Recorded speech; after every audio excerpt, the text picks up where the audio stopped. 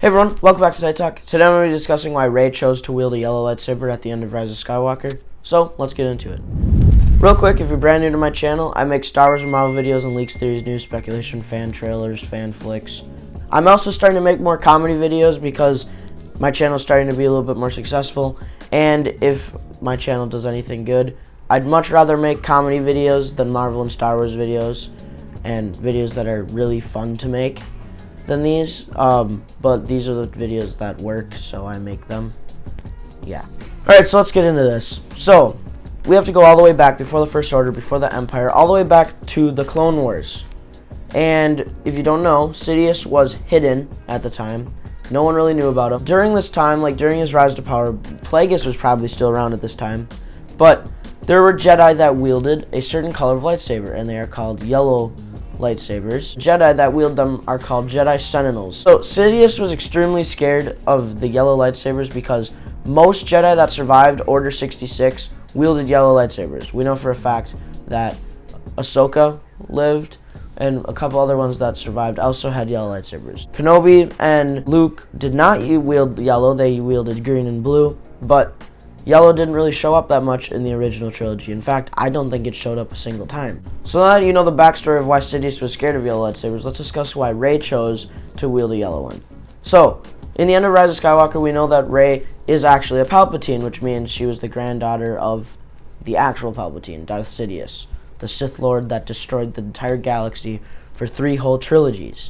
Rey probably chose to use a yellow lightsaber because she knew that if Palpatine was ever going to come back, or she learned that if Palpatine ever came back, that he was scared of yellow lightsabers throughout his time, and that yellow lightsabers were the lightsabers that were used by most Jedi that survived Order 66, and since she is now all the Jedi, it would make more sense since most of the Jedi that were left after wielded yellow ones.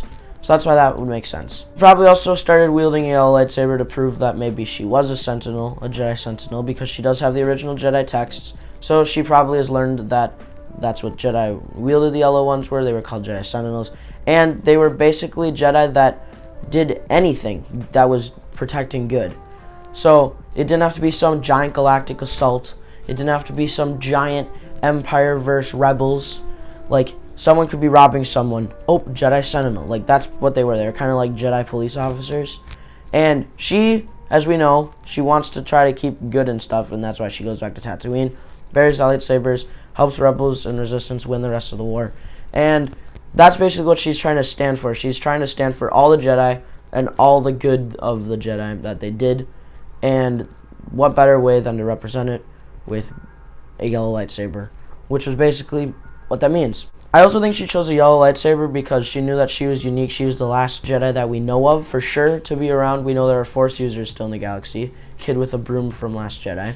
I think it's kind of just a way for her to cope with, I am a Palpatine, but I'm choosing to live the path that the Skywalkers did and the rest of the Jedi, and that's why she called herself Rey Skywalker. So, yeah, a bit of a shorter video. Yeah, that's pretty much it. I'm going to talk a bunch of my channel stuff now, so, yeah. So 2020 just started 4 days ago, 5 days ago, whatever, and this year I'm going to make it the biggest year for my channel that my channel's ever had. My channel will be turning 2 years old this year, and I'm really excited to be able to start working on some more things, like getting closer and closer to monetization and getting partnerships and stuff. I did have a sponsor for a little bit. Like I actually had I was sponsored with Freedom, partnered with them this morning and stuff, and I looked into it more and I'm like, yeah, no, I don't want to make videos with Freedom. My goals for 2020 now is to get 100,000 views on my channel in total and 10,000 subscribers. Yeah, that's a lot of stuff. Like, that's a lot of subscribers, that's a lot of views. And the reason why I'm holding myself to this high of standard is because I finally got 1,000, and I finally got my parents to understand why I want to do YouTube so much, and that I actually have a small chance of it, because 1 in 40,000 people hit 1,000 subscribers, 1 in 505,000 people hit 1 million. So, and I think it's 1 in 240,000 can do YouTube full time. So it's like a big, I feel very honored that I got to 1,000, because you can compare it to other social media platforms. 100 followers on TikTok is equivalent to 1 subscriber on YouTube. So just putting that in perspective for you. So if I were on TikTok, I'd have 100,000 TikTok followers, and I'm really glad I'm not famous on TikTok. There's not any originality to it. It's just, oh, so that's trending. All right, we're gonna do that dance, and we're just gonna repeat it. But maybe this time I'm gonna just do it randomly, and oh man, it got views. No way, I'm TikTok famous. Who cares? TikTok's not gonna get anywhere. It's like Vine all over again. Vine basically brought a bunch of channels that no one really likes anymore to our platform. Like, all the Viners in 2016, the Vine takeover of YouTube was like channels getting 1 million subscribers in a couple months, and that's when kids and stuff started being like, oh, I'm gonna do YouTube because it's so easy. No, the only reason why those people, and why 2016 was the fastest growing year for YouTube, creator wise, is because YouTube promoted all the Viners, because Vine was shut down, and YouTube must have been like, oh, we feel bad for you that Twitter bought you out. Here, have 1 million subscribers. And now we know where that all ended. So, yeah. Another reason why I'm like really excited about 1,000 is because 1,000 subscribers on YouTube is equivalent to 10,000 followers on Instagram. You can relate it same with Twitter. Twitter's a little bit harder to grow on, but still, the hardest social media network in the world to grow on is 100% YouTube, and there are tons of studies on it.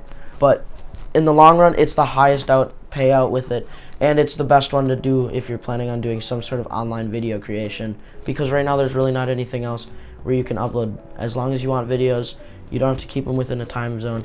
You can upload it on whatever you want, and it's kind of like a small way for you to kind of have your own TV show, but be it specifically whoever wants to watch it can watch it. It's free, and in the long run, you can end up making a little bit of money off of it. So yeah. Anyways, going back on that, my parents are ready to help me with my channel. I'm going to start purchasing a bunch of like promotion things. Like, I'm going to start doing Google ads on my videos, YouTube ads.